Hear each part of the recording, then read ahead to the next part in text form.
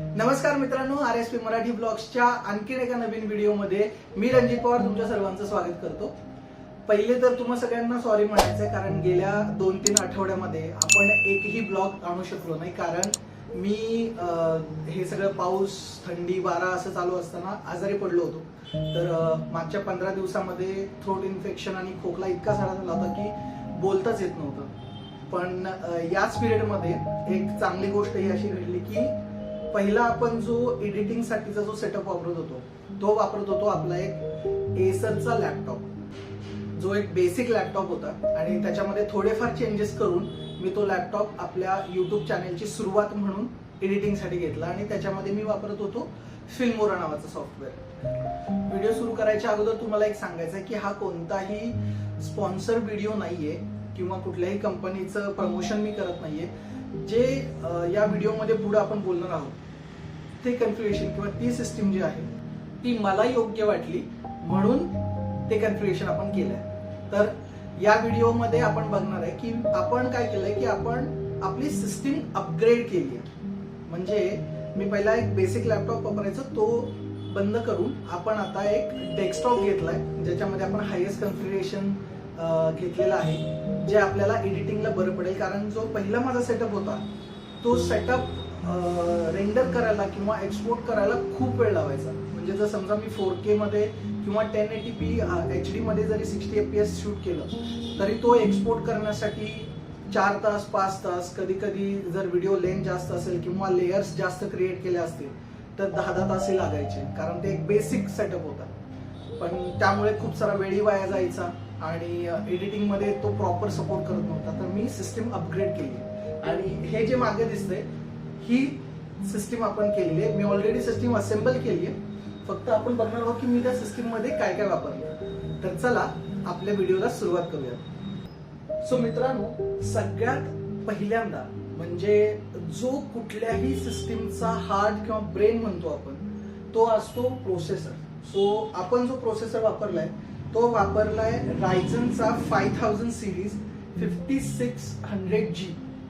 So हा processor आपण वापरलाय जो आहे 5th जनरेशन आणि AMD रायझन मधला हा आत्ताचा लेटेस्ट जनरेशन मधला हा प्रोसेसर आहे। सेकंड आपण जे वापरलंय ते SSD वापरली आपण 500GB क्रुशियलची P2।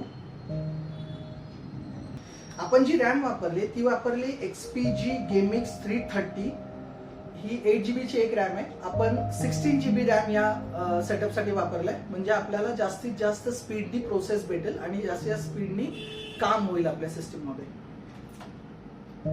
त्यानंतर जो आपण कीबोर्ड आणि माउस वापरलाय तो वापरलाय आपण झेब्रॉनिक्सचा एक कॉम्बो येतो ज्याच्यामध्ये RGB लाईट सेटअप असतो। तर त्याच्यामध्ये कीबोर्ड आणि माउस हा सेटअप येतो, तर आपण तो माउस आणि सेटअप वापरलाय। आणि आता मी जे काही सेटअप तुम्हाला सांगतोय याची लिंक जी आहे ती मी डिस्क्रिप्शन मध्ये देतोय, कारण हा जो सेटअप आहे हा विदिन 50,000 आपल्याला बसलेला आहे।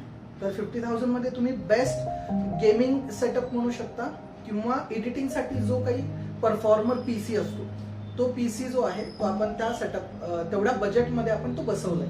तर याच्या सगळ्याच्या लिंक मी खाली देतोय। मे बी त्याचे आत्ताचे चार्जेस व्हॅरी होऊ शकतात, कारण आपल्याला हा PC घेऊन साधारणतः 15 ते 20 दिवस झालेले आहेत आणि असेंबल केल्यानंतर मला कुठलाही व्हिडिओ शूट करता आला नाही, त्याच्यामुळं त्याबद्दल हा व्हिडिओ थोडा लेट येतोय।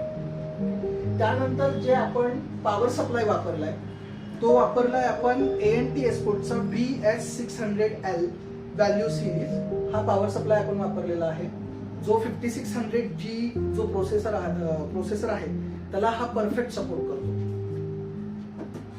त्यानंतर मेन मदरबोर्ड ज्याच्यावरती हे सगळं असेंबली होणार आहे, तर तुमचा मदरबोर्ड ही त्या पद्धतीचा तेवढाच स्ट्रॉंग असला पाहिजे, त्यावेळेला हा सपोर्ट जो आहे किंवा हे जे कन्फिग्युरेशन आहे ते कन्फिग्युरेशन तेवढं व्हॅल्युएबल वापरता येईल आपल्याला।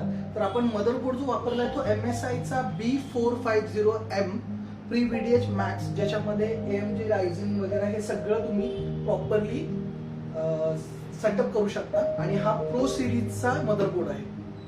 जर एक चांगली स्क्रीन नसेल तर तुमचा सेटअप जो आहे किंवा जे तुम्ही बनवलंय जर ती स्क्रीन प्रॉपरली तुम्हाला ग्राफिक्स डिस्प्ले करत नसतील तर तुम्हाला कलर ग्रेडेशन करताना किंवा एडिटिंग करताना तो फील आणि त्या पद्धतीची क्वालिटी तुम्हाला दिसणार नाही, तो तुम्हाला एडिटिंग मध्ये प्रॉब्लेम येऊ शकतो. सो आपण वापरली LG ची IPS 22MP 68VQ 55mm 22 इंचची screen जी आहे LG ची IPS स्क्रीन, ज्याच्यामध्ये तुम्हाला गेमिंग करताना किंवा एडिटिंग करताना तुम्हाला प्रॉपर कलर जे आहेत ते डिस्प्ले होतील आणि तुम्हाला एडिटिंगलाही त्याचा सपोर्ट होईल. सो ही आहे IPS cinema screen monitor LG ची 22 इंची 55 सेंटीमीटरची स्क्रीन. आणि जे कॅबिनेट आपण वापरले ते आपण प्रॉपर गेमिंग कॅबिनेट वापरले, जे आहे MSIचं MSG फोर्स M100A, ज्याच्यामध्ये RGB फॅन्स आहेत. साधारणतः 4 RGB फॅन्स याच्यामध्ये येतात आणि ते टोटली गेमिंग कॅबिनेट आहे. सो तुमचा जो सेटअप आहे तो प्रॉपर एक गेमिंग सेटअप दिसेल आणि हाय परफॉर्मन्स सेटअप असणार आहे. तर चला आपण आता या PC ते असेंब्ली कशी झाली ती पाहूयात आणि त्यानंतर हा PC कसा दिसतो पूर्ण असेंब्ली झाल्यानंतर ते आपण पाहणार आहोत.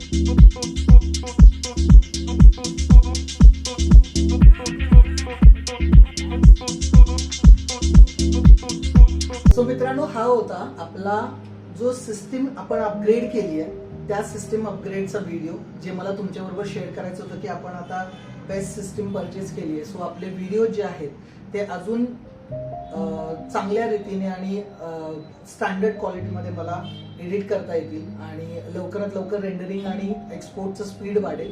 सो आपल्याला लवकरात लवकर व्हिडिओ तुमच्यापर्यंत पोहोचवता येतील. जे कोणी या चॅनलवरती नवीन आहेत किंवा ज्यांनी अजून आपल्या चॅनलला सबस्क्राईब केलेलं नाहीये, प्लीज माझी मनापासून विनंती आहे की आपल्या चॅनलला लाईक, सबस्क्राईब आणि शेअर करायला विसरू नका. कारण तुमचं एक लाईक, एक सबस्क्राईब आणि कमेंट्स ज्या आहेत त्याच्यामुळे मला नवीन नवीन व्हिडिओ बनवण्यासाठी इन्स्पिरेशन मिळतं. आणि तुमचे सजेशन्स काही असतील या संदर्भात तर प्लीज कमेंट्समध्ये मला कळवा, मी नक्की त्या कमेंटचं उत्तर देईन. तर लवकरच आपण भेटणार आहोत RSP मराठी व्लॉग्सच्या आणखीन एका नवीन व्हिडिओमध्ये आणि आणखीन एका नवीन व्लॉग बरोबर. तोपर्यंत स्टे सेफ. जय हिंद, जय महाराष्ट्र, जय शिवराय.